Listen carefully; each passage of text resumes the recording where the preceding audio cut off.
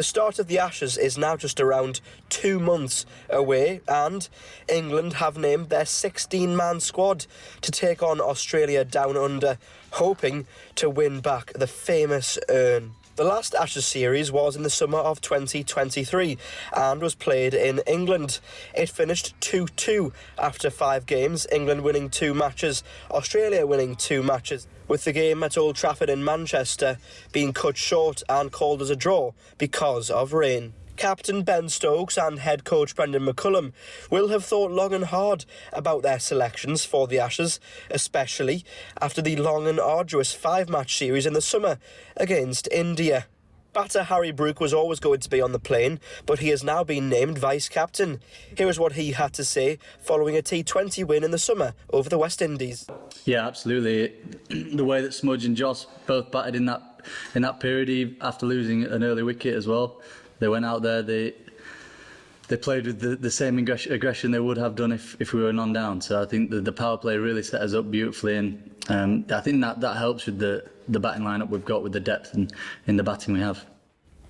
Bowler Bryden Carse enjoyed a useful summer, playing both red ball cricket and white ball cricket for England. This will be his first Ashes. Yeah, Baz mentioned it to me yesterday on the way up from London. It's obviously great to be back involved in that group. We had a training camp a couple of weeks ago down at Loughborough, which I was a part of.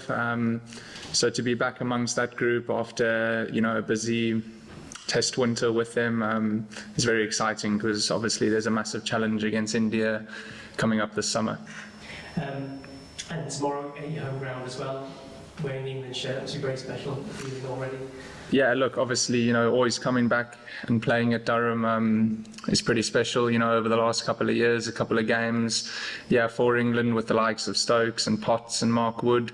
Always coming back here, seeing familiar faces is always a nice touch. What's the feeling with this squad, especially in the one-day series or a 3-0 whitewash, so fans were all feeling pretty confident? Yeah, look, obviously, the last week has been an incredibly positive period of time for this group over such a short period. Under the new leadership of Harry Brook, everything has pretty much gone according to plan so far.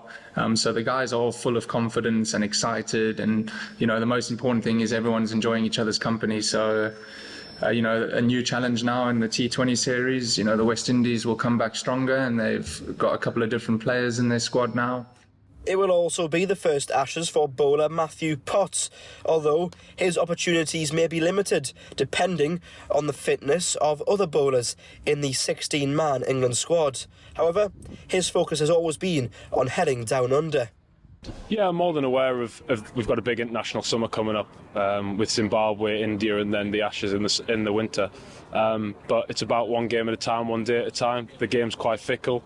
And it can bite you in the backside if you don't kind of have that approach. You get too focused and too fixated on where you want to be rather than what you are doing right now. So for me, it's about putting in big performances and big shifts in for the team and see if I can get us in a good position. I suppose performing here for Durham as well is key for now to making sure you're in the right place for the summer and for the Ashes as well. Yeah, exactly. Every game when I put a Durham shirt on, I'm trying my best to win the game and put the boys in a good position. And if that works favourably for me in terms of my position, then that's brilliant. But ultimately, they're trying to get the win across the line for the Durham boys and see where we are. Brilliant. England's last Ashes series in Australia was something of a disaster. In the 5 games between 2021 and 2022, England lost by 4 games to 0, with 1 game being a draw. They will certainly hope to improve on that record. And, as mentioned earlier, the last Ashes series in England ended in a 2-2 draw, meaning that Australia retained the urn. England will be under no illusions as to how difficult winning in Australia will be. And after the summer series against India, which was also drawn 2-2, there was a little bit of criticism that England did not see out the victory, which they were very close to gaining. Australia, of course, will be different, and England will go into it with a can-do attitude.